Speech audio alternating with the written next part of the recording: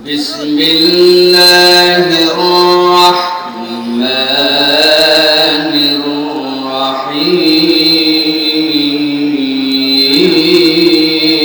الرحيم ولو ترى إذ المجرمون ناكسوا رؤوسهم عند ربهم ربنا ابصرنا وسمعنا فارجعنا نعمل صالحا إنا موقنون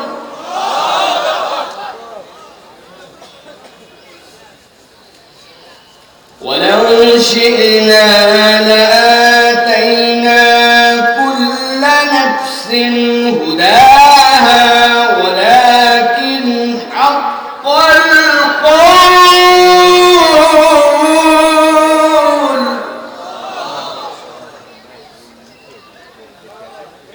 ولكن حق القول مني لأملأن جهنم من الجنة والناس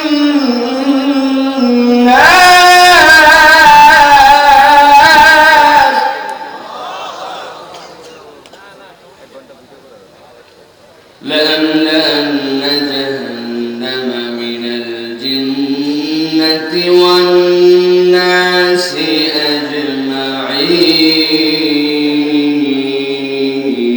أجمعين وقال الله سبحانه وتعالى آمرا ومخبرا للمؤمنين والمؤمنات إلى يوم القيامة إن الله وملائكته يصلون على النبي يا أيها الذين آمنوا صلوا عليه وسلموا تسليما اللهم صل على محمد وعلى آل محمد كما صليت على إبراهيم وعلى آل إبراهيم إنك حميد مجيد اللهم بارك على محمد وعلى آل محمد كما باركت على إبراهيم وعلى آل إبراهيم إنك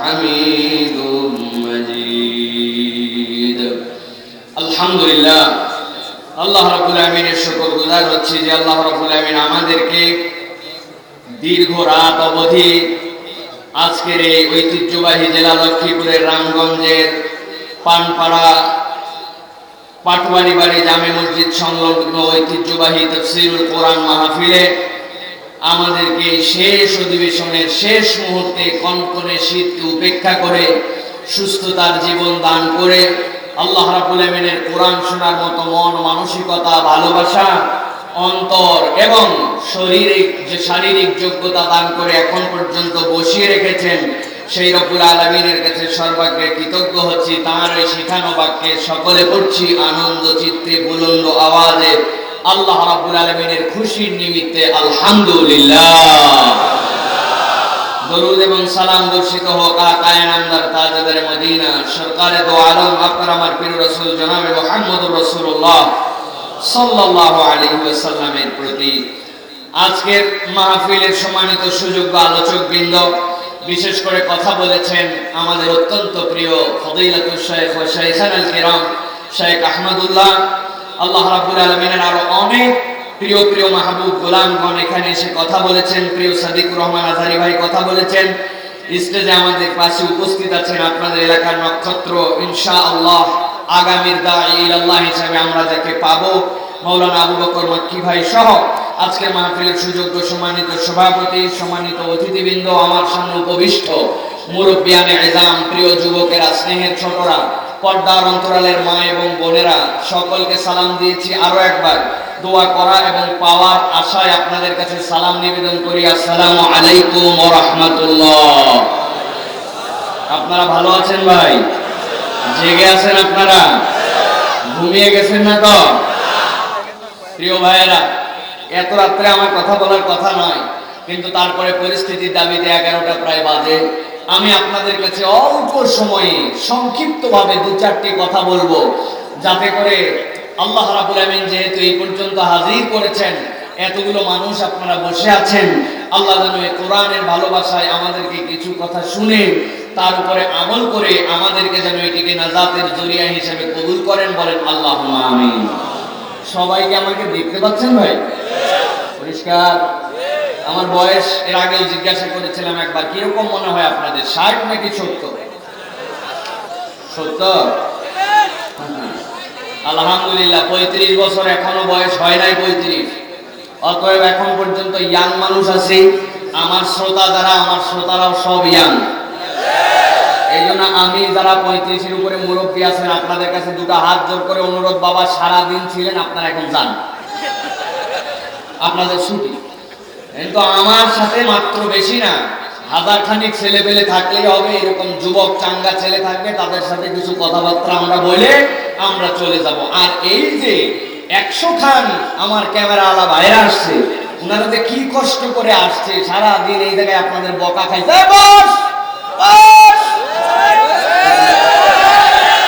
একটু দাঁড়ালেই হয়েছে, আরে বাবার দাঁড়ায় তো ক্যামেরার ফোকাসটা ঠিক করবে না। এরা তো বহু দূর থেকে আসছে, এখানে কতগুলা মানুষ আছেন আপনারা, কত আপনারা 10,000, 20,000, 50,000 লোক সামনে থাকেন, কিন্তু এরা যে 100 জন আসছে, 100 জনের সাবস্ক্রাইবার কত খুঁজে দেখেন আপনারা। 100 জনের 10 জন, 20 জন, 30 জন করে যদি দেখে, যেই বোনটা আমার আমেরিকায় বসে আছে, যেই ভাইটা আমার কানাডায় আছে, যেই ভাইগুলো আমার স্পেনে এখন একদম পুরাপুরি এমন অবস্থায় আছে যেখানে তাদের লকডাউন, 1903 জন লোক আজকে ইউকেতে করোনায় মারা গেছে, ওই ভাইদের ঘরের থেকে বের হওয়ার সুযোগ নাই। এইরকম দিনের কথা এই ভাইগুলোর মাধ্যমে পৌঁছাচ্ছে। এখন এরা একটু দাঁড়াতেই খালি আপনারা বলেন বস, আছে না ভাই? মানে ওদের একটু খোঁচালে আপনাদের আনন্দ লাগে, তাই না? খেলা আছে ভাই, নিজের টাকা খরচ করে, কই ঢাকা, কই চিটাগাং, কোথা থেকে আসছে, রাত্রে কই থাকবে, এখন চিন্তা করতেছে। সাইফুল্লাহ ভাইয়ের ওয়াজ শেষ হতে হতে তো 12টা, যাবো গাড়ি পাবো কিনা, থাকবো কোথায়, এখনো খাই নাই অনেকে, জানেন আপনারা? এদেরকে বকাবকি করেন না। আজকে তাফসীরুল কোরআন মাহফিল একটা হয় এই লক্ষ্মীপুরের রামগঞ্জের পানপাড়ায়, আর এদের ওসিলায় বাংলা নয় পুরা পৃথিবীর ঘরে ঘরে তাফসীরুল কোরআন মাহফিল ছড়ায়, ঠিক কি না? আল্লাহ রাব্বুল আমিন তাদের এই মেহনতকে কবুল করেন। থাম্বনেল উল্টাপাল্টা কয়জন বানায়, কয় ইউটিউবার বানায়, 2, 4, 5, 10টার জন্য এদের সবার বদনাম হয়। অনেকেরা থাম্বনেল বানানোই শিখে নাই, আমারে শিখান লাগে। কি বানাইছেন, এটা সুন্দর করে বানান, আপনাদের কোয়ালিটি ভালো হয় না। মোবাইলের পিকচার দিয়ে থাম্বনেল বানাচ্ছে, বানায়া এরকম 4K ক্যামেরার সাথে ইউটিউবে দিচ্ছে, হলো নাকি? আপনি গ্রাফিক্সের কাজ শিখেন, সুন্দর একটা থাম্বনেল দিবেন। আজকের বিষয় এইটা ছিল, মানুষ যেন আকর্ষিত হয়, সত্য কথাটাই চকচকা, দেখতে সুন্দর, সেইটা দেখে যেন কোরআন হাদিস শিখে।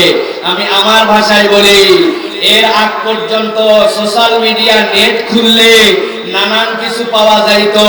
এখন আমাদেরকে দেখলে প্রশাসনের লোক, দায়িত্বশীল লোক সবাই বলে, হুজুর সব বিষয় আপনাদের বলা লাগে কেন? আমি বলি কই, আমি তো বলি নাই। ভাই বললেই হবে নাকি, ইউটিউবে পাইয়ে গেছে, ঠিক না? আগে ইউটিউব সোশ্যাল মিডিয়া অন্যদের ছিল, এখন আলহামদুলিল্লাহ কোরআন হাদিসের আলোচনায়, কোরআন হাদিসের নিমিত্তে এইটা এখন কাজে লাগতেছে। আল্লাহ বরকত দান করেন, বলেন আল্লাহুম্মা আমিন। এই জন্য আমি অল্প সময় কিছু আপনাদের কাছে কথা বলতে চাই। আসেন তো আপনারা? আর আপনারা চলে যাবেন, হাত তুলে দেখায় দেন, সলিড লোক, এরা চলে যাবে। আলহামদুলিল্লাহ প্রিয় ভাইয়েরা, না বুঝে তুলেছেন আপনারা, ঠিক না ভাই? আসেন তো আপনারা? ইনশাআল্লাহ প্রিয় ভাইয়েরা, আজকে আমরা এই যে মাহফিলে আসতে পেরেছি, এই আশাতে, এই বসাতে, এই মাহফিল হওয়াতে আপনারা খুশি না বেজার? একটু বুঝে বলবেন, খুশি না বেজার? কম না বেশি? বুঝে না বুঝে? না বুঝে। ওই বুঝার আগে না লাগান। আমি 3টা প্রশ্ন করব, কমন প্রশ্ন। বাংলাদেশে এমন কোন মাহফিলে যাই নাই যেই মাহফিলে করি নাই, আপনাদের কাছেও করি। এই প্রশ্নটা আলাদা কাট করে সারা পৃথিবীতে ছড়াবেন। জিজ্ঞাসা করি, ইউরোপ, আমেরিকা, ডেনমার্ক, সুইডেন, এই সকল যে মহাদেশগুলা, ইউরোপ মহাদেশ, আমেরিকা মহাদেশের উন্নত দেশ, সেই দেশগুলা আপনার আমার থেকে সব কিছুতে উন্নত, আপনার আমার থেকে শিক্ষা দীক্ষায় উন্নত, এই সকল দেশের নাম আপনারা শুনেছেন? কথা বলেন, শুনেছেন? Denmark, Sweden, Canada, Italy, France, সেইগুলা দেশের নাম আপনারা শুনছেন? এইগুলা দেশে টাকার দাম, ডলারের দাম, মুদ্রার দাম, ইউরোর দাম বাংলাদেশের থেকে কম না বেশি? এই সকল দেশ রকেট, বিমান, বিভিন্ন প্রযুক্তি আবিষ্কার, জ্ঞান, গর্ব, শিক্ষা দীক্ষা, এইগুলাতে বাংলাদেশের থেকে পিছায় না আগায়া? যেই দেশের নাম বললাম এইগুলা দেশ ট্রিটমেন্ট, চিকিৎসা, বিভিন্ন ধরনের মানুষের জন্য ICU, CCU, ventilator, oxygen, hospital management, বিভিন্ন ধরনের আধুনিক প্রযুক্তি দিয়ে মানুষের জীবন রক্ষাকারী সরঞ্জাম, এইগুলা তৈরিতে, উৎপাদনে বাংলাদেশের থেকে পিছায় না আগায়া? এবার বলেন তো, যেই সকল দেশ চিকিৎসা, বিজ্ঞান, প্রযুক্তি, টাকা পয়সা, শিক্ষা দীক্ষায় আগায়া, এই সকল দেশসমূহ এইবারের যে প্যান্ডামিক, যেই করোনাকালীন মহামারী চলতেছে, এই মহামারীতে আক্রান্ত এবং মৃতের তালিকায় এইগুলা দেশ আগায়া না পিছায়া? বুঝে না বুঝে? কেন?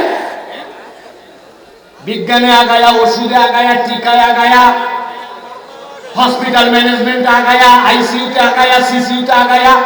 $1 দিলে আপনি পাচ্ছেন 84 টাকা, 1 পাউন্ড দিলে 120 টাকা, ইউরোর দাম আরো বেশি, সব আগায়া। আবার দেখি করোনায়ও আগায়া, মরাতেও আগায়া।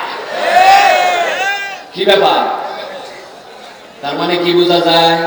তার মানে বোঝা যায় কেবলমাত্র এই প্রযুক্তিগত বিদ্যাতে আগানোর নামে আগানো নয়, সব আগানোর আগে আল্লাহর রহমতে যারা আগায় আছে তারাই মূলত আগায়, ঠিক না? সুতরাং যারা বাংলাদেশে আমাদেরকে বুঝাচ্ছেন যে মুখের মধ্যে মাস্ক লাগায়া আর হাত ধোয়া বাংলাদেশের করোনা দূর করে দিচ্ছেন, আপনারা ভুলের মধ্যে আছেন। আল্লাহর বিশেষ দয়া, এখন পর্যন্ত আমাদেরকে আল্লাহ ধরেন নাই, তাই আমরা বেঁচে আছি, ঠিক না? তাহলে আলহামদুলিল্লাহ বুঝে বলা লাগবে না? না বুঝে? বুঝে না বুঝে? আমরা কি বুঝে বলি? কোথায় বুঝে বলি? সকালবেলা দোকানে গেছে, দোকান খোলার পরের থেকে মিথ্যা কথা বলে ব্যবসা শুরু করছে। 11টার সময় কাস্টমার এসে 11 নম্বর, তারেও বলতেছে বিক্রির সাথে আপনি আমার বৌদির কাস্টমার। দুনিয়ার 2 নম্বর জিনিস দোকানে এনে 1 নম্বরের সাথে মিশায়া রাত দিন বলে 1 নম্বর। বিকাল বেলা একজন কাস্টমার আসছে, উনারে বলতেছে আপনার মতো সিনা লোক পাইছি বলে কিনা দামে দিলাম, জীবনে ওরা দেখে নাই, এই কথা বলে ওর কাছে 500-700 টাকার মুনাফা করছে। রমজান আসতেছে সামনে, এখন থেকেই কিভাবে পেঁয়াজ, কিভাবে তেল, কিভাবে ছোলা, কিভাবে এগুলা মজুতদারি করে রমজান মাসে মানুষকে কষ্ট দেওয়া যায়, এই ধরনের প্ল্যান প্রোগ্রাম করতেছে। জিনিস কিনে আনে চায়না থেকে, বলে জার্মানি, আপনার 100% জার্মানি মাল দিলাম, এই সকল বলে ধান্দাবাজ, প্রতারক, 2 নম্বর, ধোঁকাবাজ, মিথ্যুক ব্যবসায়ীর সাথে ইশার নামাজের পরে মসজিদের ইমাম সাহেবের দেখা। কেমন আছেন ভাই? দোকান বন্ধ করে আসলেন না? আলহামদুলিল্লাহ ভালো আছি। সারাদিন 2 নম্বর, কথায় 2 নম্বর, মালে 2 নম্বর, ভেজালে ভরা। উনি ইমাম সাহেবরে বলতেছে আলহামদুলিল্লাহ ভালো আছে। এত সোজা? আলহামদুলিল্লাহ হয়েছে? কেন হয় নাই? বোঝেন নাই, তাই হয় নাই। স্কুলে যায়, যাওয়ার পরে সকাল 9টার সময় ফার্স্ট ক্লাস যখন শুরু হয়, ক্লাসে স্যার ডাক দেয়, আব্দুর রহমান। স্কুলে বলে উপস্থিত ভাই? Yes sir. বলে না ভাই? মাদ্রাসায় কি বলে? লাব্বাইক বলে না? লাব্বাইক বলে। এখন আব্দুর রহমান স্কুলে যায় নাই, সকাল 9টার সময় মাঠে গেছে, বন্ধু বান্ধবের সাথে দাম খেলাধুলা করতেছে, স্কুলের খবরই নাই। এখন ঠিক মনে রাখছে সকাল 9টায় তো আমার নাম ডাকে।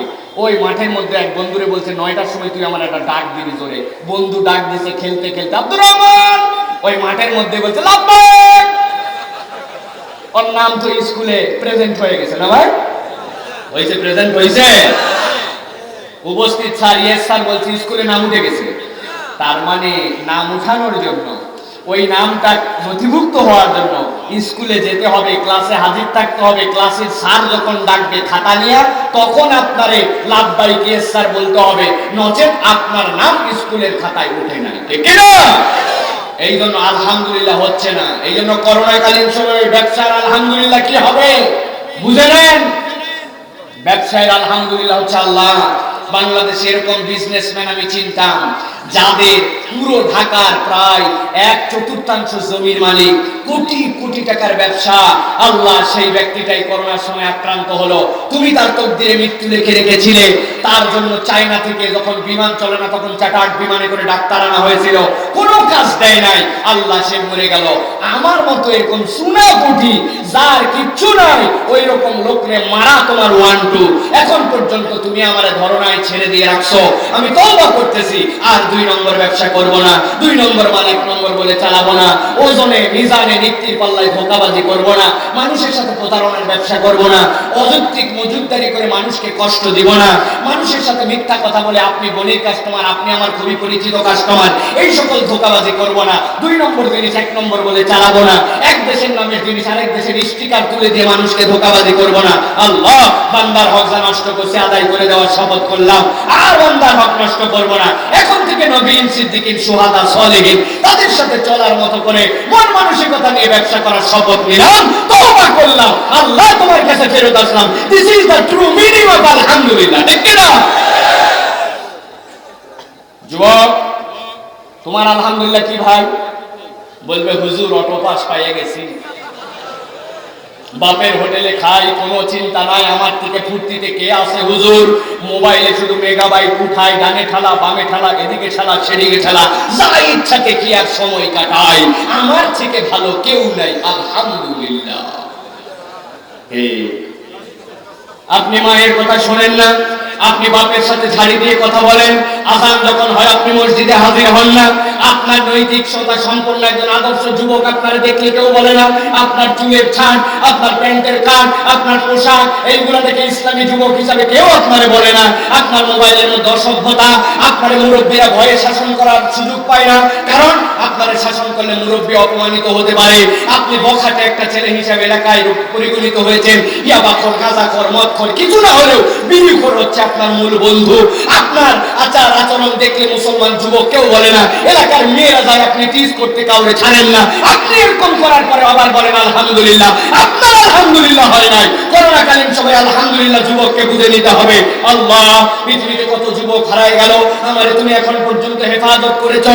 আল্লাহ, আমি এই হেফাজতের যোগ্য নই, তোমার কাছে আজকে ফেরত আসলাম। আল্লাহ, আজকে মাহফিল থেকে শপথ নিলাম, আমি আর কখনো পিতামাতা বুঝুক বা না বুঝুক তাদের সাথে খারাপ আচরণ করব না, সন্ধ্যার পর বাইরে থাকবো না, মুরব্বীদের সাথে বেয়াদবি করব না, আযান হবে মসজিদ ছাড়া অন্য কোথাও পাওয়া যাবে না, টাকনুর নিচে আমার কাপড় থাকবে না, এলোমেলো চুল আমি কাটবো না, এলোমেলো পোশাক আমি পরবো না, কোনো মেয়েকে টিজ করবো না, আমার মোবাইলে কোনো খারাপ কিছু দেখবো না। আল্লাহ, এখন থেকে আমি যুবকদের সঙ্গী করে নিয়ে এলাকায় যেন ইসলামের পক্ষে কাজ হয়, কোরআন সুন্নাহর পক্ষে কাজ হয়, মসজিদ যেন আবাদ হয়, এইরকম একজন আদর্শ চরিত্রবান যুবক হয়ে চলার শপথ নিলাম। এইটাই হচ্ছে প্রকৃত আলহামদুলিল্লাহ। ঠিক কি না?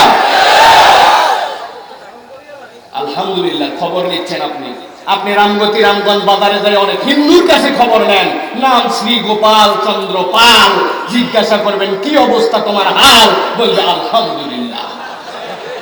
বলে না ভাই? নাম কি? শ্রী জগন্নাথ হোসেন। রাগ করলেন আপনি?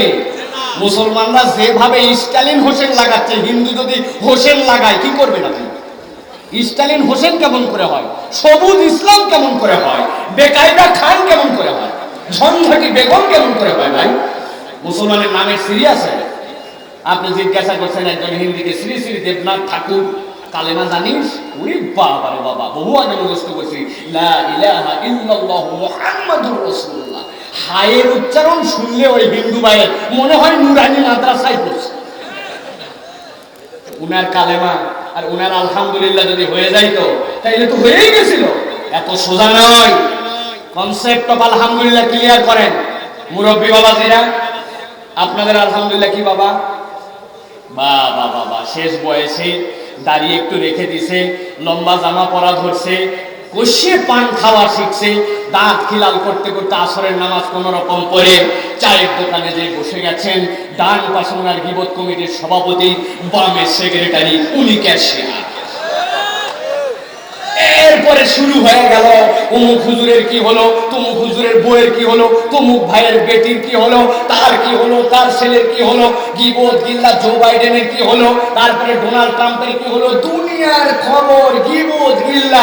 উনার বউ উনারে পছন্দ করে না, এখন পর্যন্ত স্ত্রীর সাথে সুন্দর ব্যবহার করে না, ছেলের বউ উনারে আদর্শ শ্বশুর মানে না, এলাকায় মসজিদে ছোট বাচ্চারা উনারে দেখতে মসজিদে যাওয়ার পরিবর্তে মসজিদ থেকে বের হয়ে যায়, এখন পর্যন্ত সুদের কারবার ছাড়ে নাই, এখন পর্যন্ত মিথ্যা কথা বলা বন্ধ করে নাই, এখন পর্যন্ত গালি ছাড়া মুখ চলে না। উনি দিন শেষে বলে আলহামদুলিল্লাহ, হয় নাই, হয় নাই, ঠিক কিনা? আপনারা আলহামদুলিল্লাহ কি বাবাজি? ভালো করে বোঝেন, আলহামদুলিল্লাহ আপনার। WHO বিশ্ব স্বাস্থ্য সংস্থা বলেছিল যাদের বয়স 60-এর উপরে এদের মৃত্যুর সম্ভাবনা সবচেয়ে বেশি, আক্রান্ত হলে আর ফেরত আসবে না। আল্লাহ, আমার কবেই না 50-60 বছর পার হয়ে গেছে, কিচ্ছুই জানি না, না আছে ওষুধ, না আছে ট্রিটমেন্ট, না আছে সতর্কতা, আল্লাহ ভরসা বলে চলতেছি, তুমি আমারে এখন পর্যন্ত হেফাজত করছো। আল্লাহ যা, আমি আজকের থেকে তোমার কাছে ফেরত আসলাম, আমি আর গীবত গিল্লা করব না, যেখানে গীবত তার সাথে আমার কোনো সম্পর্ক থাকবে না। আল্লাহ, আমার স্ত্রীর সাথে সুন্দর আচরণ করার চেষ্টা করব, বাচ্চারা যেন মসজিদমুখী হয় তার জন্য আমার প্রচেষ্টা থাকবে। সেই ছোটবেলায় 3 খান সূরা মুখস্থ করছে, 4th সূরা জানে না, সুবহানাকাল্লাহুম্মা বিহামদিকা তাবারাকা ইসমুকা তাআলা জাদ্দুকা মানে জানে না, সুবহানা রাব্বিয়াল আলা অর্থ জানে না, এইগুলা কিচ্ছু শিখি নাই। আল্লাহ, আমার মতো বেকুব এতদিন পর্যন্ত তুমি তারে ধরো নাই, এখন ওয়াদা করলাম কোরআন শেখার চেষ্টা করব, যে কয়টা দোয়া তাসবিহ জানি ওইগুলোর অর্থ বোঝার চেষ্টা করব, গীবত গিল্লার সাথে সম্পর্ক রাখবো না, মিথ্যা কথা বলবো না, আমি এখন থেকে ইসলামপন্থীদের সাথে ঘোরাফেরা করার চেষ্টা করব, নামাজ একটু মিস দিব না। আগে শুধুমাত্র ফরজ নফল পড়তাম, এখন ফরজ নফল সুন্নাত তাহাজ্জুদ চাষ আওয়াবিন সব নামাজ পড়ার চেষ্টা করব, এলাকায় যেন একজন আদর্শ মানুষ হয়ে বাকিটা জীবন কাটাতে পারি, এই প্রচেষ্টায় নিজেকে নিমজ্জিত করে দিলাম। এইটাই হচ্ছে প্রকৃত আলহামদুলিল্লাহ। আমি যদি আজকে আর কোনো ওয়াজ না করি, চলে যাই, আমার মনে হয় এই 3টা বিষয় নিয়ে যদি আমরা একটু ভেবে দেখি, তাহলে এই 3টা বিষয় আমাদের জন্য আজকের আলোচনার সামারি হতে পারে, ঠিক কিনা? কিন্তু যেহেতু এসে গেছি, এই জন্য আমি আপনাদের কাছে আর 15 মিনিট একটু কথা বলতে চাই। আছেন আপনারা? রাজি আছেন আপনারা? ইনশাআল্লাহ। প্রিয় ভাইয়েরা, আজকে আমরা পবিত্র কোরআনুল কারীমের আলাদা আলাদা 5টা সূরা থেকে একটা বিষয়ে সংক্ষিপ্ত কিছু কথা জানার চেষ্টা করব। সেটা হচ্ছে আল্লাহ রাব্বুল আলামিন যে কারণে আমাদের জন্য সবচেয়ে বেশি দয়াবান, সেই কারণটার বর্ণনা আল্লাহ রাব্বুল আলামিন কোরআনে অনেকগুলা সূরার মধ্যে করেছেন। আমি আমার ভাষায় বলে থাকি, প্রিয় ভাইয়েরা, আমার আল্লাহ যে কারণে সবচেয়ে বেশি আপনার আমার জন্য দয়াবান, আল্লাহ যে কারণে আপনার আমার জন্য রহমান, সেটা হচ্ছে আল্লাহ বান্দার জন্য যে পরীক্ষা নেবেন, এই পরীক্ষাগুলো উন্মুক্ত ফাঁসকৃত প্রশ্নপত্রে আল্লাহ গ্রহণ করবেন। আল্লাহ চাইলে এই প্রশ্নপত্র গোপন রাখতে পারতেন, কিন্তু আল্লাহ বান্দার প্রতি ভালোবেসে আল্লাহ এই প্রশ্নকে গোপন না রেখে আল্লাহ বান্দার জন্য ফাঁস করে দিয়েছেন। সুবহানাল্লাহ বলেন। কেন সুবহানাল্লাহ বলবো? 1 মিনিট একটু বোঝেন। প্রিয় ভাইয়েরা, দুনিয়ায় যত পরীক্ষা, সব পরীক্ষার প্রশ্নপত্র গোপন থাকে, ঠিক কিনা ভাই? কোনো প্রশ্ন ফাঁস করে দেয় না। আপনি যেই স্যারের কাছে ক্লাস করেন, যেই স্যারের কাছে প্রাইভেট পড়েন, যেই স্যারের কাছে আপনি কোচিং করেন, ওই স্যারের কাছে যদি আপনি যে পরীক্ষার আগে বলেন আমাকে প্রশ্নগুলো একটু দিয়ে দেন যাতে আমি ভালো করে পরীক্ষা দিতে পারি, ওই স্যার কিন্তু আপনাকে প্রশ্ন দিবে না। বলবে, কি বলো তুমি, তোমাকে প্রাইভেট পড়াই বলে তুমি আমার কাছে প্রশ্ন চাইতে আসছো, এত বড় দুঃসাহস তোমার! খবরদার, দুনিয়ার কোন স্যার কোন প্রশ্ন ছাত্রদের জন্য ফাঁস করে দেয় না। যত উপরে পরীক্ষা যায় তত প্রশ্নপত্র দিন দিন কঠিন হতে থাকে, খাতা দেখা কঠিন হতে থাকে। কিন্তু আমার আল্লাহ তার বান্দাদেরকে জাহান্নামে পাঠানোর জন্য সৃষ্টি করেন নাই। বান্দাকে কিয়ামতের দিনে আল্লাহর সামনে হাজির হওয়ার পরে যাতে আটকায় যেতে না হয়, বান্দা যেন প্রশ্নের উত্তরগুলো ভালো করে প্রিপারেশন নিয়ে প্রস্তুত করে আসতে পারে, এই জন্য আমার আল্লাহ ওই দিন যে সকল বিষয়ে বান্দা আটকাতে পারে, ওই বিষয়গুলো দুনিয়ার মানুষকে অগ্রিম জানাই দিয়েছেন। এই জন্যই তিনি রহমান। সুবহানাল্লাহ।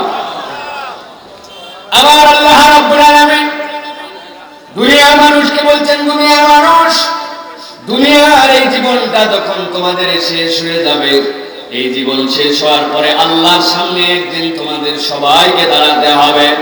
আল্লাহর সামনে যখন দাঁড়ায় যাবে, আল্লাহ যখন তোমাকে বুঝাই দিবেন, হাতে কলমে তুমি আল্লাহ রাব্বুল আমিন যা যা ওয়াদা করেছিলেন দুনিয়ায় তুমি স্বীকার করো বা না করো, আল্লাহর সামনে যখন প্রমাণ পেয়ে যাবে, ওই দিন বান্দারা কতগুলো বিষয় নিয়ে আল্লাহ রাব্বুল আমিনের সামনে আফসোস করতে শুরু করবে, হা হুতাশ করতে শুরু করবে। আল্লাহ বলছেন আমি আমার বান্দাকে ওই আফসোসকারীদের অন্তর্ভুক্ত দেখতে চাই না। এই জন্য আমি রব্বুল আমিন আমার বান্দাগুলা যেন দুনিয়ার থেকে প্রস্তুতি নিয়ে আসতে পারে। এই তার আফসোসগুলা কেন হবে, এই আফসোস থেকে সে কেমন করে বাঁচতে পারে, এই প্রস্তুতির জন্য বান্দার কাছে আমি আল্লাহ জানায় দিচ্ছি। রাসূল আপনি জানায় দেন বান্দাদের মৌলিক একটা আফসোস হবে দুনিয়ার বুকে, এই কারণটা যেন বান্দা জেনে রাখে। আল্লাহ বলছেন ওয়ালাউ তারা ইয উকিফু আলান নারি ফাকালু ইয়া লাইতানা নুরাদ্দু ওয়ালা নুকাল্লিবা বিআয়া। আবার আল্লাহ বলছেন রাসূল আপনি জানান ওয়ালাউ তারা ইয উকিফু আলান নার, আপনি যদি তাদেরকে দেখতেন যখন তাদেরকে জাহান্নামের সামনে হাজির করে দেওয়া হয়েছে, তাদেরকে যখন বলা হবে এই জাহান্নামের সামনে তোমরা এখন হাজির হয়ে গেছো, তোমাদেরকে এখন জাহান্নাম পরিষ্কার করে দেখায় দেওয়া হয়েছে, এখন এই জাহান্নামের মধ্যে তোমাদেরকে নিক্ষেপ করে দেওয়া হবে। যেই না তারা জাহান্নামের সামনে দাঁড়ায় নিজেদের জাহান্নামে যাওয়া লাগবে এটা বুঝে ফেলবে, আল্লাহ বলছেন একসাথে তারা বলতে শুরু করবে ফাকালু ইয়া লাইতানা নুরাদ্দু ওয়ালা নুকাল্লিবা বিআয়াতি রাব্বিনা। তারা বলতে শুরু করবে হে আমাদের রব, এতদিন পর্যন্ত স্বীকার করেছি, মানতে চাই না, কিন্তু আজকে জাহান্নামের সামনে যখন এসে পড়েছি ফাকালু, একসাথে সবাই বলে উঠবে ও আমাদের আল্লাহ, ইয়া লাইতানা, কি আমাদের আফসোস, আজকে আমরা এমন সময় দেখতে পাইলাম। দুনিয়ার বুকে আমরা এই জাহান্নামের কথা কতবার বলা হয়েছিল, আমরা বিশ্বাস করেছিলাম না, কিন্তু আজকে জাহান্নামের গোড়ায় হাজির। আল্লাহর কাছে বলবি হে আফসোস, হে আফসোস, হায় আফসোস, হায় আফসোস। আল্লাহর কাছে বলবেন নুরাদ্দু, আমাদের আফসোসের এক নম্বর কারণ হচ্ছে তোমার কাছে একটা আবদার। কি আবদার আল্লাহ? নুরাদ্দু, আমাদেরকে একবার দুনিয়ায় ফেরত পাঠান। দুনিয়ায় যদি ফেরত পাঠান আপনার কাছে একটা ওয়াদা করতেছে, ওয়ালা নুকাল্লিবা বিআয়াতি রাব্বিনা, আমাদেরকে দুনিয়ায় যদি একবার প্রেরণ করা হয় আমরা ওয়াদা করলাম আপনার কাছে দুনিয়ায় গেলে আমরা আপনার আর কোনো আয়াতের অস্বীকারী হব না। জিজ্ঞাসা করি বলেন তো ওই দিন বান্দা আল্লাহর কাছে যতই আফসোস করুক না কেন, আল্লাহর কোন বান্দার কি দুনিয়ায় ফেরত আসার সুযোগ থাকবে? আমার আল্লাহ বলছেন তারা আরো বলতে শুরু করবেন ওয়ালা নুকাল্লিবা বিআয়াতি রাব্বিনা ওয়া নাকুনা মিনাল মুমিনিন।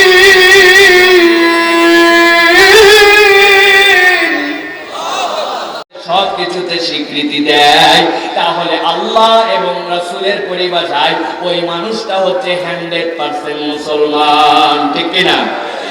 আরেকটা মানুষ কোরআনুল কারীমের অর্ধেক বিধান মানে আর অর্ধেক মানে না, এইটুকু বিশ্বাস করছে এইটুকু বিশ্বাস করি নাই, এইটুকু ঈমান এনেছে আর এইটুকুতে ঈমান আনি নাই, তাহলে সে হচ্ছে 50% মুসলমান, ঠিক কিনা? হে কোরআনুল কারীমের যদি কেউ 20% মানে 20% মুসলমান। ভালো করে কনসেপ্ট পরিষ্কার করে নেন, পবিত্র কোরআনুল কারীমের পুরোটা মানলে সে শতভাগ মুসলমান। আর এই কোরআনুল কারীমের যদি একটা হরফের একটা নোক্তার ব্যাপারেও বলে এইটা মনে হয় আল্লাহর পক্ষ থেকে আসে নাই, তাহলে পুরা কোরআন মানে কেবল একটা হরফ মানে না, সে হচ্ছে 0% মুসলমান, ঠিক না? তাহলে আপনারা বলবেন হুজুর এই দলের মধ্যে তো আমরা থাকবো না, আল্লাহর কাছে আমরা তো বলবো না ওয়ালা নুরাদ্দু ওয়ালা নুকাল্লিবা বিআয়াতি রাব্বিনা, দুনিয়ায় ফেরত পাঠায় দেখো রব্বুল আমিন, আমরা দুনিয়ায় গেলে তোমার কাছে ওয়াদা করছি আমরা তোমার একটা আয়াত অস্বীকার করব না। ও মুসলমান, ওই দিন আপনার আমার মতো নামাজি, আপনার আমার মতো হাজি, আপনার আমার মতো কতগুলা দুনিয়ার বুকে দেখা যায় পাক্কা পাক্কা ইমানদার আল্লাহর কাছে এই কেসে ধরা খেয়ে যেতে পারে, ঠিক না? কেমন করে ধরা খাবে?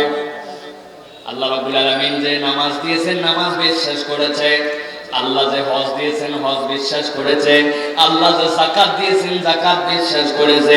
আল্লাহ রাব্বুল আলামিন কুরআনুল কারীমের মধ্যে যে আরো একটা মাসালা দিয়েছিলেন, আল্লাহ যে বলছিলেন তোমাদের মধ্যে যারা পুরুষ থাকবে তাদের যারা বোন থাকবে, যখন মিরাসনামা বন্টন হবে লিযাকারি মিসলু হাজ্জিল উনসায়াইন, একটা নারী পুরুষ যা পাবে তার অর্ধেক পাবে, দুইটা নারীর সমান একটা পুরুষ পাবে। নামাজ মানে, হজ মানে, যাকাত মানে আল্লাহর এই বিধান যখন তার কাছে বলা হয় তখন বলে সবই ঠিক আছে, এটা 1400 বছর আগে ছিল, এখন বাংলাদেশে পরিবর্তন করা দরকার, বাংলাদেশে এই বিধান চলে না। এইরকম নামাজি হাজি আমাদের দেশে আছে কিনা? আছে। ওই লোকগুলো আল্লাহর কাছে যে বলবে আল্লাহ আমার নামাজ দেখা গেছে, আমার হজ দেখা গেছে, আমার ঈমান দেখা গেছে, কিন্তু দেখা গেছে কোরআনের যেই পর্যন্ত আয়াত তার পছন্দ হয়েছে ওই পর্যন্ত আয়াত বিশ্বাস করেছে, আর যেখানে তার পছন্দ হয় না ওই আয়াতগুলো সে মানে নাই। এই জন্য আল্লাহ জাহান্নামের সামনে দাঁড় করায় দিয়ে জিজ্ঞাসা করবেন এখন বল তোর পরিণতি কি? ওই বান্দা বলবে আল্লাহ দুনিয়ায় একবার ফেরত পাঠাও, এখন বুঝতে সবই মানা লাগবে, এতদিন বুঝি নাই, এবার একবার দুনিয়ায় গেলে সব মেনে আসব। ওই দিন কিন্তু ফেরত আসার কোনো সুযোগ থাকবে না, ঠিক না?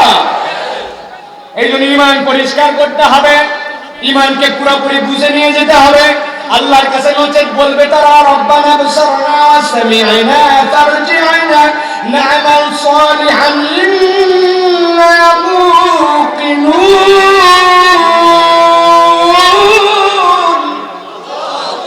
আল্লাহ কাছে বলবে আল্লাহ আজকে হাতে কলমে আমরা সব শিক্ষা পেয়ে গেছি, তোমার সামনে সবগুলো উপস্থাপিত হয়ে গেছে, আল্লাহ আজকে তোমার কাছে আবদার দিচ্ছি একবার দুনিয়ায় ফেরত পাঠাও, এবার দেখতে পাবে আমরা আমাল সালিহা, আমরা নেক কাজ করে করে আসব।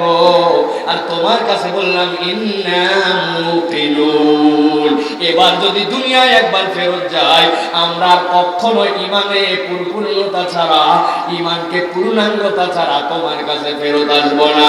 আমার আল্লাহ বলেন ও বান্দা বড় আদর করে আমি তোদেরকে দুনিয়ায় থাকতে একটা জানায় রাখলাম, এই জন্য যে ওই দিন যাওয়ার পরে তোমার এই আবদার আল্লাহর কাছে গ্র্যান্ড হবে না। দুনিয়ার বুকের থেকে প্রস্তুতি নিয়ে হিসাব করে আসো, কিছু আমল করে দুনিয়ার থেকে আসো, যাতে করে পরকালের ওই দিবসে তোমার এই আফসোস করা না লাগে। আমার রব্বুল আমিন এরপরে বলছেন কিয়ামতের ময়দানে মানুষ আরেক ধরনের আফসোস করতে শুরু করবে। আল্লাহ রাব্বুল আমিনের আদালতে ধরা পড়ার পরে এক শ্রেণীর লোককে দেখা যাবে তারা শুধুমাত্র আফসোস আর আফসোস করছে, তাদের আফসোসের কারণ হবে এর আগের 2-3টা ঘটনা আল্লাহর সামনে, আল্লাহর আদালতে কতগুলো বান্দার সাথে আল্লাহ করবেন।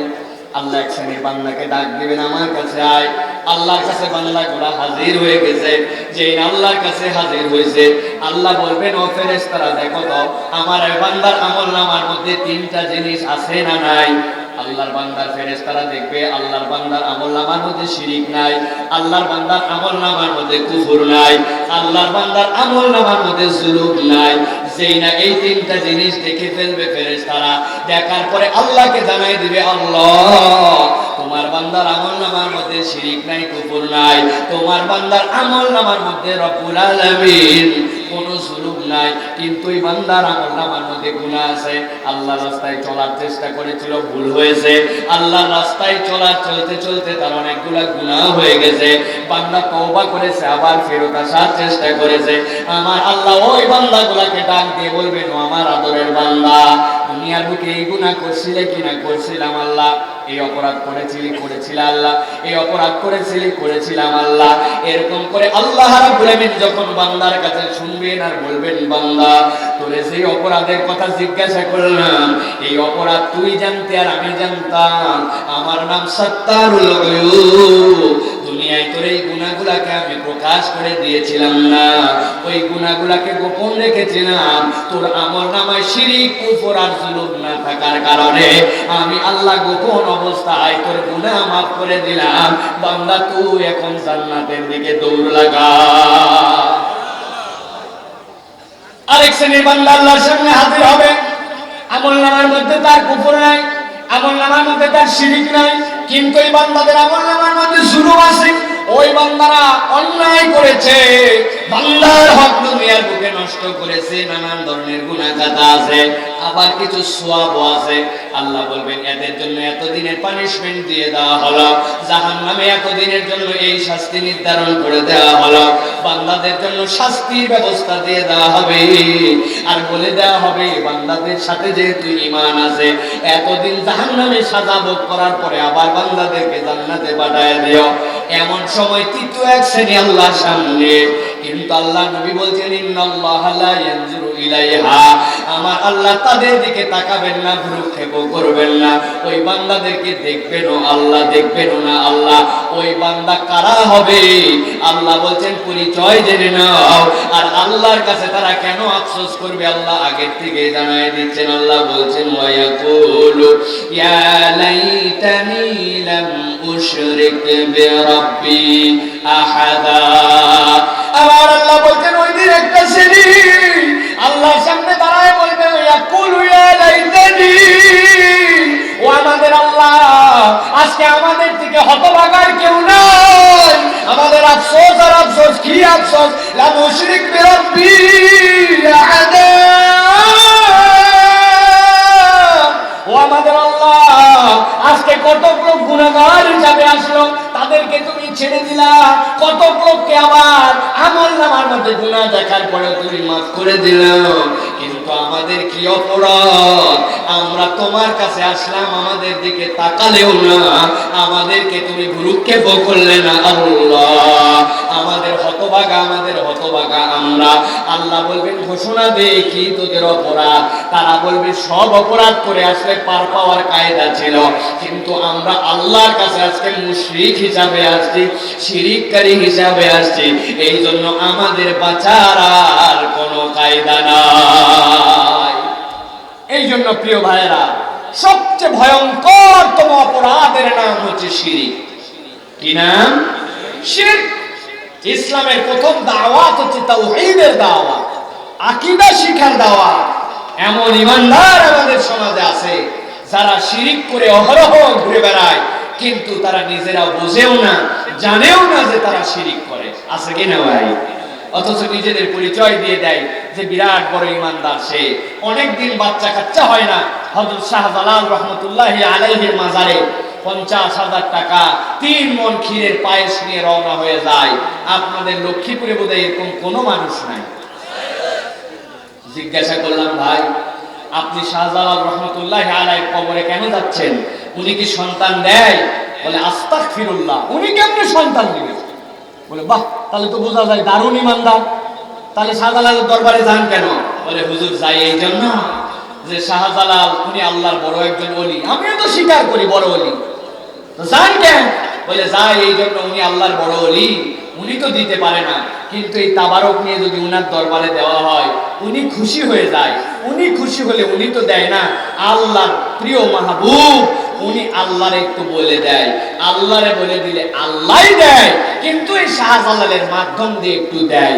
এইরকম পাক্কা পাক্কা নামাজি, পাক্কা পাক্কা রোজাদার মুসলমান আমাদের দেশে আছে কিনা? প্রিয় মুসলমান, ভালো করে বুঝেন, এইটা আমাদের পরিষ্কার জ্ঞান থাকতে হবে।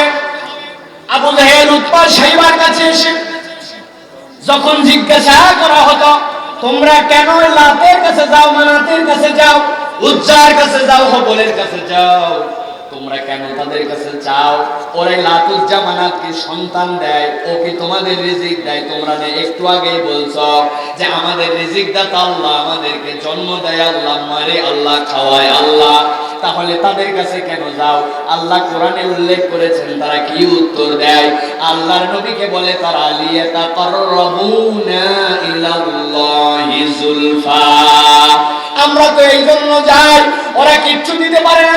ওই লাতুজ্জামানা তো বল আল্লাহর এক একটা প্রিয় প্রিয় পাত্রের নাম। আল্লাহর কেউ বা পয়গম্বরের প্রতিকৃতি, কেউ আল্লাহ রাব্বুল আলামিন অমুক ফেরেশতার প্রতিকৃতি, অমুক অমুক বড় বড় ব্যক্তিত্বের প্রতিকৃতি। তাদের কি হয়েছে? বলে ওদের কাছে মান্যত দিলে ওরা দিতে পারে না। ওরা খুশি হয়ে আল্লাহকে বলে আল্লাহ রিজিক দেয়, আল্লাহ সন্তান দেয়, উনাদের মাধ্যম দিয়ে দেয়। আমার আল্লাহ বলছেন হে রাসূল আপনি জানায় দেন, ওরা যতই আল্লাহ খালিক, আল্লাহ মালিক, আল্লাহ রিজিক দাতা বলুক না কেন, আমি আল্লাহ বললাম তাদের ঈমান আনা হয় নাই, ওয়া হুম মুশরিকুন। এই ওসিলায় তাআব্বুদিয়ার জন্য, আল্লাহ আর বান্দার মধ্যে ইবাদতের ওসিলা মানার জন্য ওরা সবগুলা মুশরিক। এখন একটা মানুষ যতই নামাজ পড়ুক, যতই রোজা রাখুক, ওই মানুষটাও যদি মনে করে অমুক মাজারে তমুক পীর সাহেবের কাছে গেলে রিজিকে বরকত হয়, চাকরিতে প্রমোশন হয়, আবার সন্তান না হইলে খাজা বাবার কাছে গেলে সন্তান পাওয়া যায়, উনি যতই কালেমা পড়ুক আর যতই নামাজ পড়ুক না কেন, কোরআন হাদিসের বর্ণনা অনুযায়ী উনার আর আবু জেহেলের মধ্যে কোনো পার্থক্য নাই। ঠিক না? আমার আল্লাহ বলছেন এই দলের আফসোস বড় বেশি হবে। তারা বলবে ইয়াকুলু ইয়া লাইতানি লাম উশরিক বিরাব্বি আহাদা।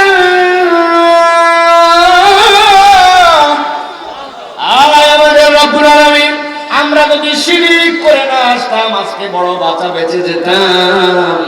এই জন্য বলি ভাই, আমল কম হতে পারে কিন্তু শিরক মুক্ত আমল হওয়া লাগবে। কিছু হয়েছে কি না হয়েছে, দৌড় লাগাইছে, দৌড় দিছে কি না দিছে, লিখে দিছে তাবিজ, ভিতরে কি আছে মাছের নকশা, অমুক নকশা তমুক নকশা, ভিতরে 29 28 আলী হাসান হোসাইন উনি কোমরের মধ্যে ঝুলায়া ঘুরে বেড়াচ্ছে। এইরকম ঈমান হারানো অহরহ ঘটনা আমাদের আছে কিনা? খুঁজলে এখন অনেকের মধ্যে এই জায়গায় পাওয়া যাবে। তাবিজ কোমরেও আছে, হাতেও আছে, গলায়ও আছে। আছে না ভাই?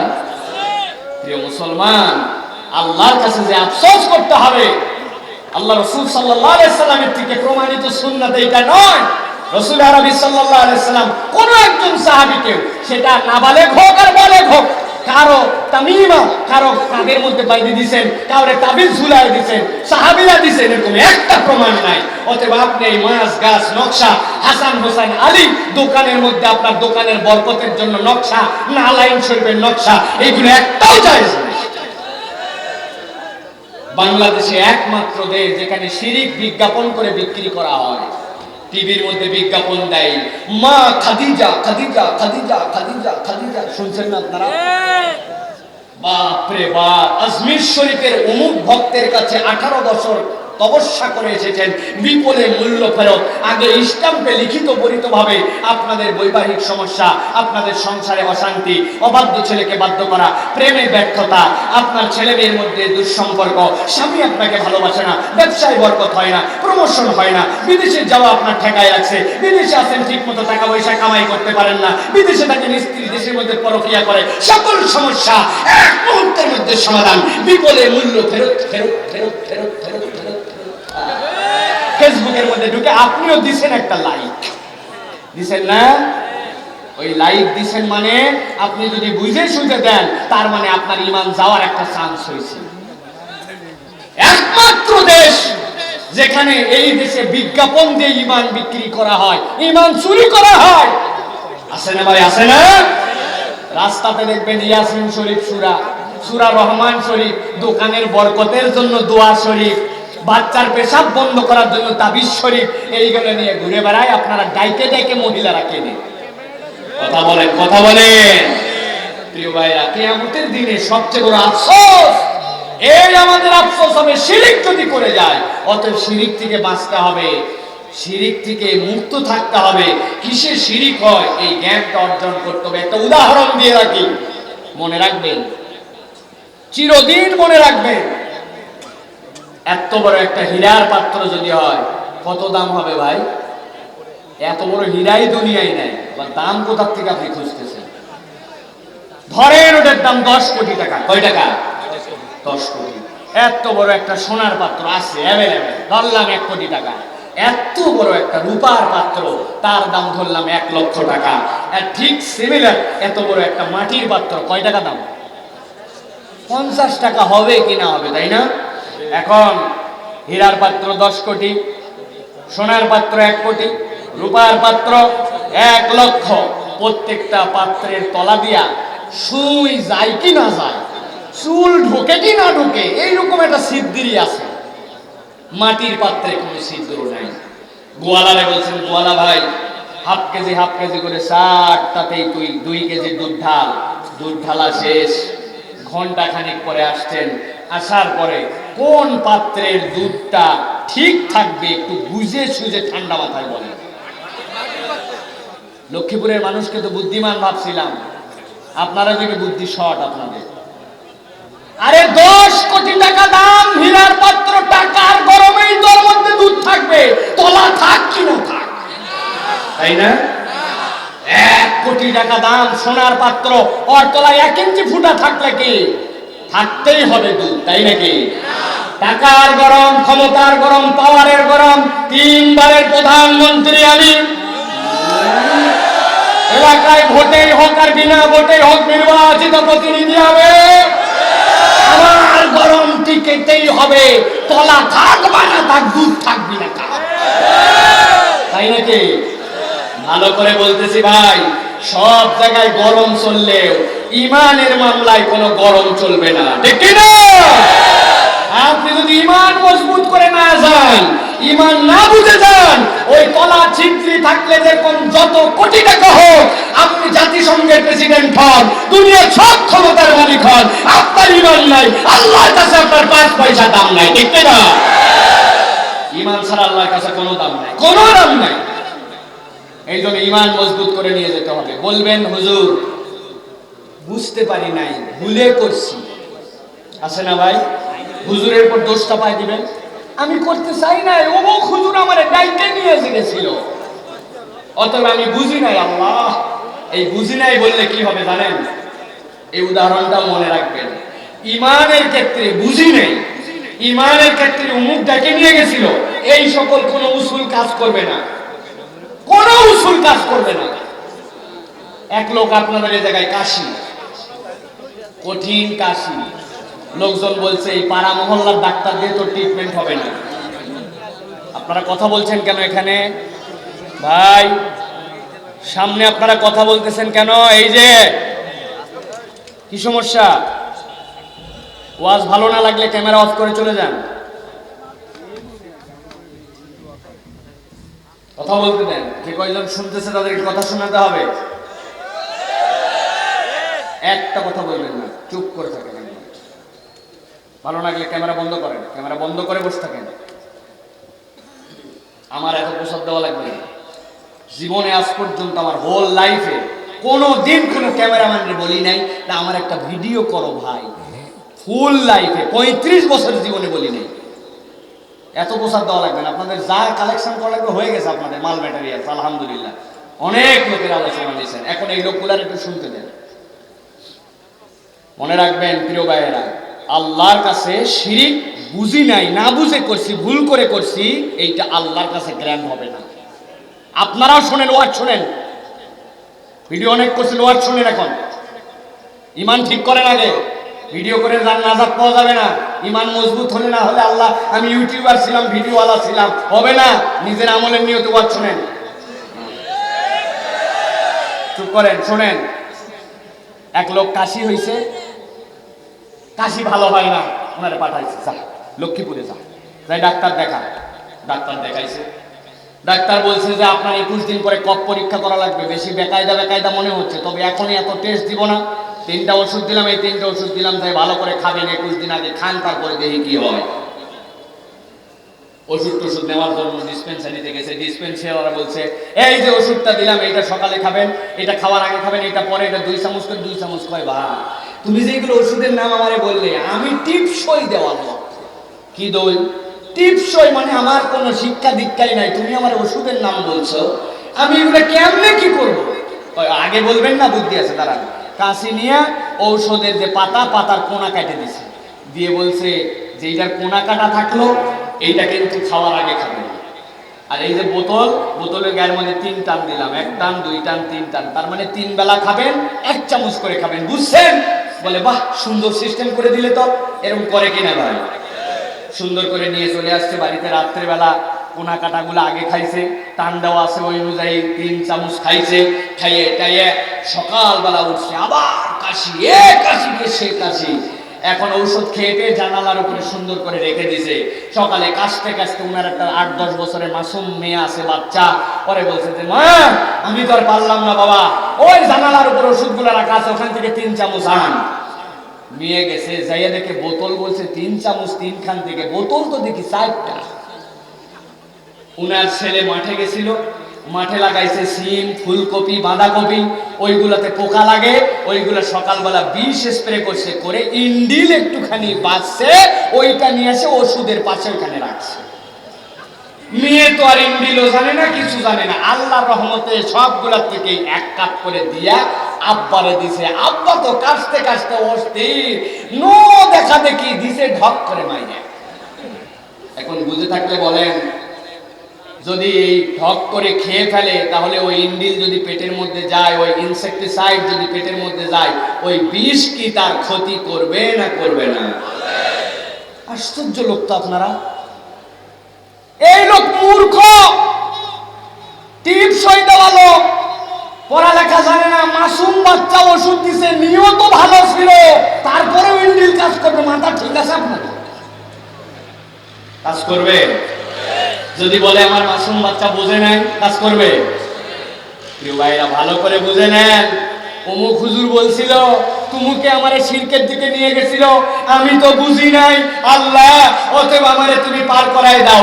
সব আমারে পার হবে, শিরকের গুনাহ ভুল করে করছি, অমুক হুজুরের পরামর্শে করছি, তুমুক লোক মাজারে সিজদা দেওয়া ছিল, এইরকম অজুহাত দিলে আল্লাহর কাছে পার পাওয়া যাবে না।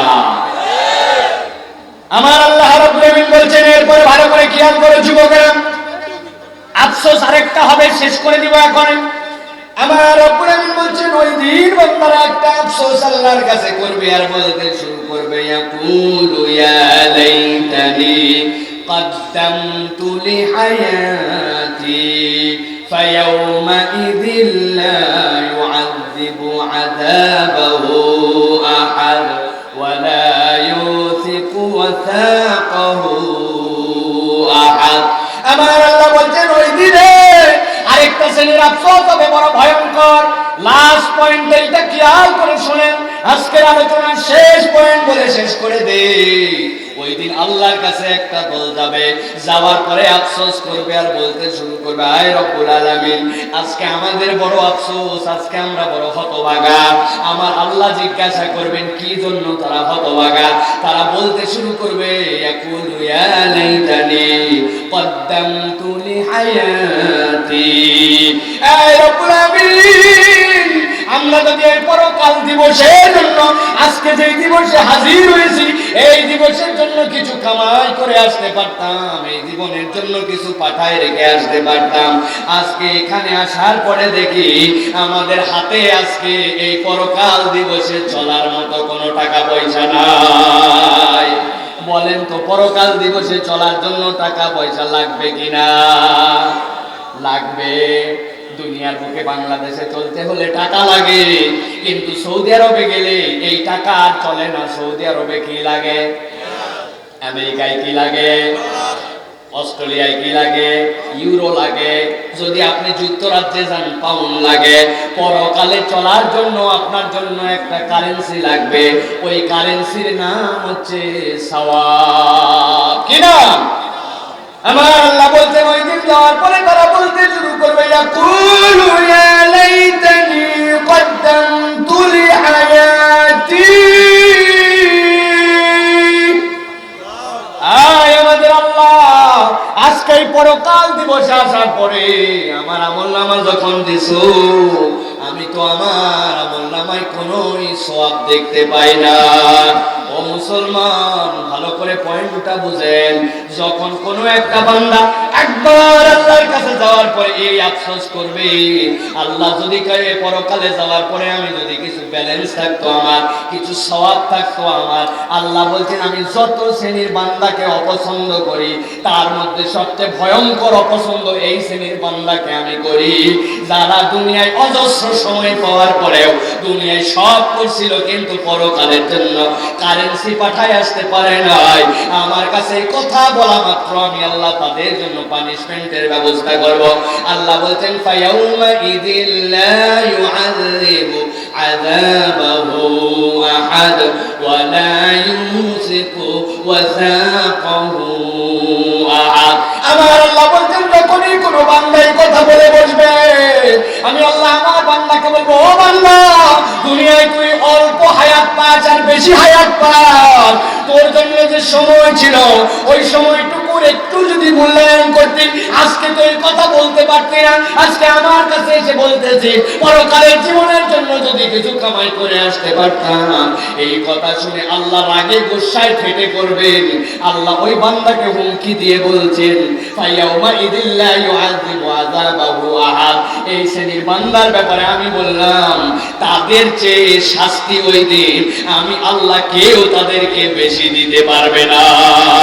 আমার আল্লাহ তাদেরকে, যারা এই কথা কেবল বলবে আল্লাহ পরকালের জন্য যদি কিছু পাঠায় আসতে পারতাম, আল্লাহ বলছেন আমি এমন শাস্তি দেওয়া দিব, এই শাস্তি আল্লাহ ছাড়া কেউ দিতে পারে না। আল্লাহু আকবার। ভালো করে বুঝেন, আল্লাহ একবারে ধরে ফেলবেন। দুনিয়ার বুকেও আমরা দেখেছি। আমি এক্সাম্পল হিসাবে আপনাদের কাছে বলি, যুবকরা বোঝেন যে দুনিয়াতেও যদি ব্যালেন্স না থাকে আর আপনি যদি ওই ব্যালেন্সকে মিস ইউজ করতে চান, আপনি যদি ওইটাকে মিস নাম্বারিং করেন, মিস অ্যাকাউন্টিং করেন, আপনারও কিন্তু বিপদ হয় অনেক সময়। আগে ব্যাংকে টাকা জমা দিতেও যাওয়া লাগতো, টাকা তুলতেও যাওয়া লাগতো। এখন অন্তত ব্যাংকে টাকা জমা দেওয়ার জন্য যাওয়া লাগলেও টাকা তুলতে আর ব্যাংকে যাওয়া লাগে না। ঠিক না ভাই? পকেটের মধ্যে যুবকদের দেখেন, সকলের পকেটের মধ্যে আমাদের একটা কার্ড আছে। ওই কার্ডকে কি বলে ভাই? ATM card. দেখছেন, যুবকরা জানে, মুরব্বীরা অনেকেই চিন্তা করছেন আবার কি কার্ড। টাকা যদি তুলতে চায় সাথে সাথে চলে যাবে লক্ষ্মীপুর, রামগঞ্জ। যাওয়ার পরে সুন্দর কাঁচের ঘর আছে, ঘরের মধ্যে ঢুকবে, ঢুকার পরে কার্ড ঢুকায় দিবে। যেই না কার্ড ঢুকাবে লেখা কি উঠবে? Insert your security code, pin number. 4 অঙ্কের পিন কোড চাপ দিয়েছেন, এবার লেখা উঠবে ইনসার্ট ইওর অ্যামাউন্ট। আপনি কয় টাকা চান তোলেন, আপনার অ্যাকাউন্টে আছে 2500 টাকা, আপনি জানেন, কিন্তু চিন্তা করছেন যেহেতু মেশিন বলে কথা, তো দেখি একটা চান্সে কি হয়। আল্লাহর নাম দিয়ে বিসমিল্লাহির রহমানির রহিম তাওয়াক্কালতু আলাল্লাহ বলে 5000। যেই 5000 চাপ দিবেন মেশিনে লেখা উঠবে, দেখবেন you insert the wrong amount, you have not sufficient balance, please insert the correct amount। এইটা বলার পরে আস্তে করে এই কার্ডটা আবার মেশিন থেকে ঠেলে দিবে, আর আপনার যে কার্ড ঠেলে দেওয়া হয়েছে সিগন্যাল দিবে একবার টু টু, ঠিক না? কার্ড বাড়ায় আসছে, আপনি কার্ড হাতে নিছেন, নেওয়ার পরে চিন্তা করছেন আল্লাহ একবার মিস্টেক হয়েছে তাই কি, এবার দরুদ শরীফ 3 বার পড়ে নিছেন, বিসমিল্লাহি তাওয়াক্কালতু আলাল্লাহ লা হাওলা ওয়া ইল্লা বিল্লাহ করে মেশিনের মধ্যে মেশিনে ফু দিয়া এবার নিয়ত করছে আল্লাহ যদি বাড়া ফেলে 1000, মসজিদে 2000, মাদ্রাসায় 2000, আমি মাত্র আল্লাহ 3000 দিয়া যেই বলছে ইনসার্ট ইওর অ্যাকাউন্ট ব্যালেন্স, আপনি কোন নাম্বার কত টাকা চান, উনি সাথে সাথে চাপ দিছে 8000। আগের বার ঠেলে আপনার কার্ড বেরিয়ে আসছিল, কিন্তু এইবার যখন পর 2 বার মিস্টেক করবেন, মেশিন তখন যেভাবে সফটওয়্যার প্ল্যানিং করা আছে বুঝবে এই কার্ড হোল্ডার মনে হয় এই লোক না, ও ধান্দাবাজি করে 2 বার 3 বার ভুল করে তোলার চেষ্টা করতেছে। অতএব মেশিনে লেখা উঠবে আপনার কার্ডটা মেশিন খেয়ে ফেলেছে, আপনি ব্রাঞ্চের সাথে যোগাযোগ করেন। ঠিক না? আমার আল্লাহ রাব্বুল আলামিন বলছেন, ভালো করে খেয়াল করেন, ইয়াকুলু ইয়া লাইতানি কদ্দামতু লি হায়াতি ফায়াউমাইযিন লা ইউআযিবু আযাবাহু আহাদ ওয়া লা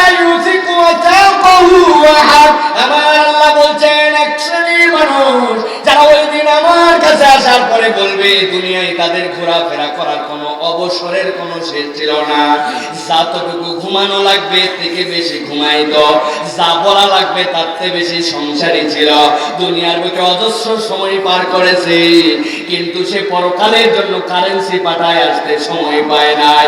আল্লাহর কাছে বলতে দেরি, আল্লাহ হুমকি দিয়ে বলছেন ফায়াউমা ইযিল্লা ইউআযিবু আযাবাহু আহাদ। আমি আল্লাহ ওই বান্দাদের জন্য জানাই দিলাম, আমি আল্লাহর থেকে বেশি কিন্তু ওই দিন কেউ শাস্তি দিতে পারবে না। দুনিয়ার শাস্তির সাথে আল্লাহর শাস্তিকে মিলাই ফেলেন না। আমি সব জায়গায় এক্সাম্পল দেই, এটা আমাদের অনেকের কনসেপ্ট। দুনিয়ার আগুন আল্লাহর আগুন সমান, দুনিয়ার দ্বারা আল্লাহর দ্বারা বোধহয় সমান। আল্লাহ কষ্ট দিবেন, দুনিয়ায় বোধহয় কষ্ট পাবো, এটা বোধহয় আমরা ইউজ টু হয়ে যাব। এই ধারণা আমাদের মধ্যে হয়েছে। জি না ভাই, দুনিয়ার কতগুলা শাস্তির প্যাটার্ন দেখলেও আমরা বুঝতে পারি দুনিয়ায় সব শাস্তি এক ধরন নয়। ডিউরেশন দিয়ে সব শাস্তির হিসাব মিলানো যায় না। আপনি এলাকায় একটা বদমাইশি করছে একটা ছেলে, এলাকায় সামাজিক ভাবে চেয়ারম্যান সবাই মিলে বিচার করে তারে বলছে ওরে যদি জেলে দেওয়া হয় তাহলে কমসে কম 3 মাসের সাজা হবে। জেল, জরিমানা, কোর্ট কাছারি দৌড়াতে দৌড়াতে অবস্থা খারাপ। আপনার ছেলের বিচার সামাজিক ভাবে করতে চাই, বাপ মা রাজি, ছেলেও রাজি। বলছে শোনো, 10টা জুতার বাড়ি এই গালে, 10টা জুতার বাড়ি বাঙ্গালে, আর সকাল 10টা থেকে দুপুর 1টা পর্যন্ত এই কনকনা শীতের মধ্যে খালি লুঙ্গি পরে খালি গায়ে 3 ঘন্টা পানিতে ডুবায় রাখতে হবে। গলা পানিতে ডুবায় থাকবে, উপায় নাই। যে অপরাধ করছে ধরা খাইলে জেলে গেলে বড় বিপদ হবে, অতএব গলা পানি পর্যন্ত ডুবে থাকতে হবে, কোনো উপায় নাই। এখন আপনাদের কাছে জিজ্ঞাসা করি, এই যে শীত চলতেছে, সকালবেলা সূর্য ওঠে না 12টা পর্যন্ত, 10টা থেকে 1টা পর্যন্ত যদি গলা পানিতে ডুবায় রাখে, বলেন তো ওর হাড় কাঁপাকাঁপি উঠবে কিনা, ঠান্ডা লাগবে কিনা? বন্ধু বান্ধব আছে ওর সাথে, যেইগুলা ওরা চিন্তা করছে হারে আমাদের দোস্তর কি বোধায় হয়ে যায়, কত বড়ই না অসুখ বাধায় ফেলে, ওরে কেমনে বাঁচানো যায়। নানান জায়গায় দৌড়াদৌড়ি করে বন্ধুর কাছে এসে বলতে, দোস্ত আমরা ঘোরাঘুরি করে করে তোর জন্য একটা ব্যবস্থা করে আনছি, 3 ঘন্টা না মাত্র 15 মিনিট। কয় মিনিট? আরে খুশি দোস্ত, এই না হলো বন্ধু। 3 ঘন্টার বদলে 15 মিনিটের কোনো ব্যাপারই না, আমি রেডি। বলে দোস্ত 15 মিনিট কিন্তু একটুখানি কথা আছে। কি কথা? বলে সবার সাথে পরামর্শ করে 3 ঘন্টা তোর গলা পানিতে থাকার কথা ছিল, উনারা রাজি হয়েছে 15 মিনিট, কিন্তু সিস্টেমটা একটু বদল। এখন তোর শরীর পুরো উপর দিকে থাকবে, শুধু গলাটা 15 মিনিট পানির নিচে। রাজি না ভাই? উপরে কম্বল পেঁচাই দিব, বস্তাতে জড়াই দিব, মোটা প্যান্ট দিব, ডবল 3 ডবল 4 ডবল দিয়ে সবাই মিলে উপরে ধরে থাকবো। 15 মিনিট মাত্র, কোনো ব্যাপার হলো নাকি? তুই খালি গলাটা পানির মধ্যে ডুবায় থাকবি, 15 মিনিট পরে তুলে নিব। রাজি? বলবে বাবা রে বাবা, সকাল 10টা তো রাত্রি 10টা, রাজি, তাও এই শাস্তি 15 মিনিট নিতাম না, ঠিক না? আমার আল্লাহ বলছেন ফায়াউমা ইযিল্লা ইউআযিবু আযাবাহু আহাদ ওয়া লা ইউযিকু ওয়াসাকাহু আহাদ। ও দুনিয়ার মানুষ, দুনিয়ার থেকে যত ভ্রমণ করো, যত দুনিয়ার বুকে মাতব্বরি করো, দুনিয়ায় যত বুঝে ফেলছি ভাব নিয়ে চলো, পরকালে যখন আমার কাছে আসবে, ইয়াউমা লা ইয়ানফাউ মালুন ওয়ালা বানুন ইল্লা মান আতাল্লাহা বিকলবিন সালিম।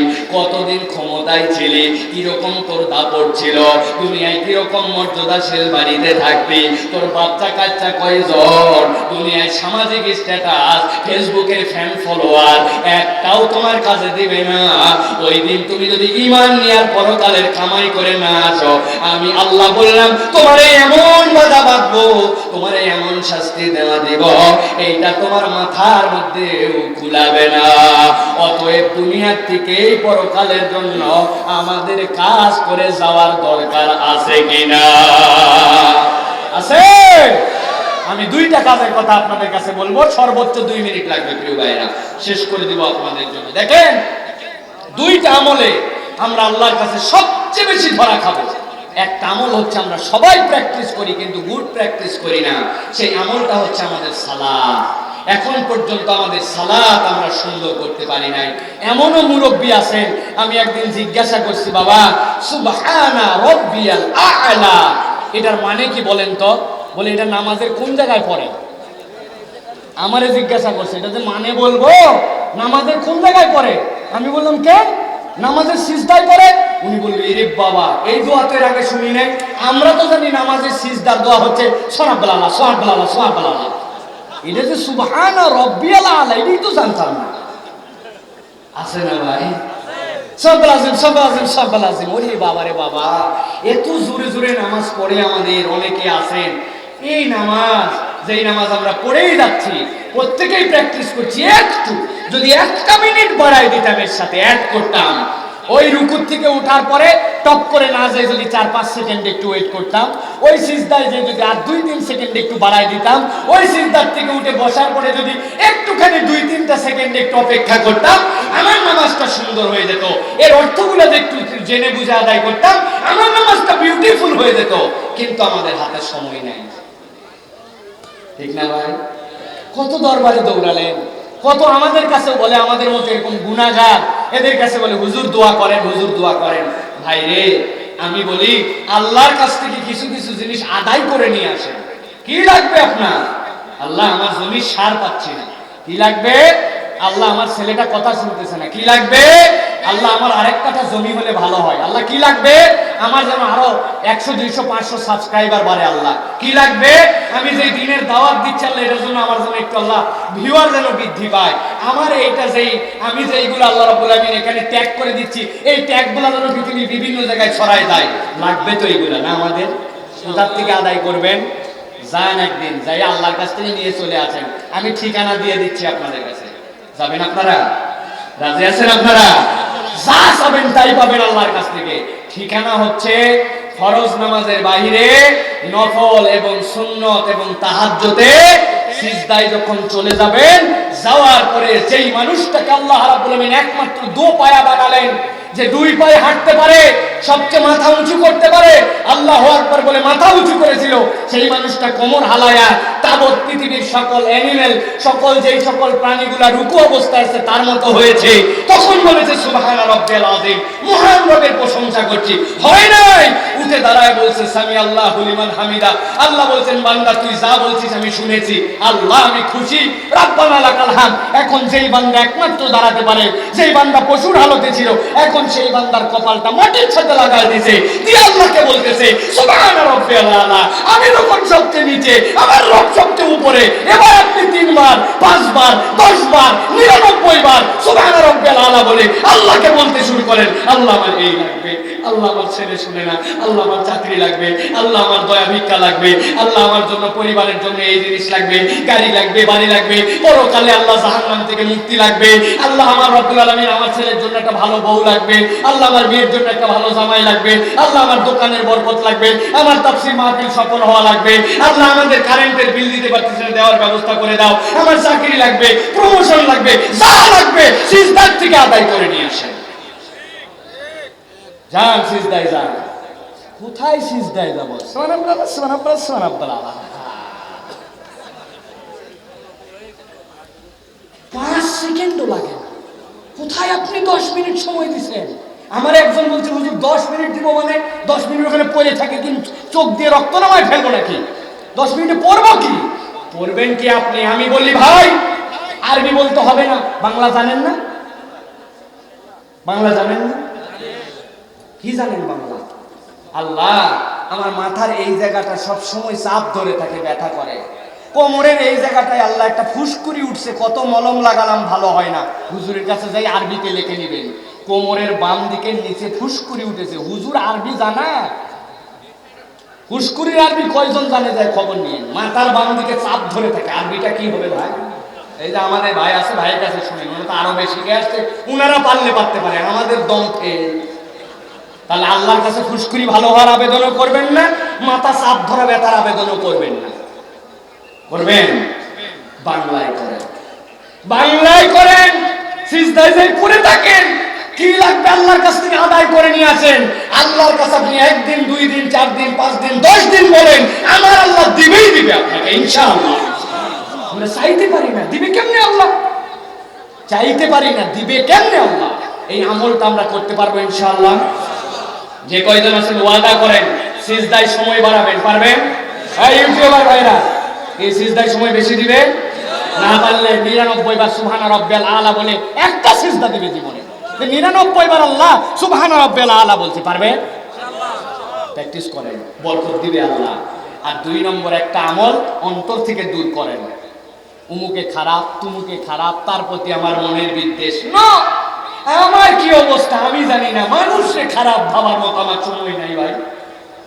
কে পারবেন অন্তরে বিশুদ্ধ অন্তর নিয়ে চলতে পারবেন? পারবেন?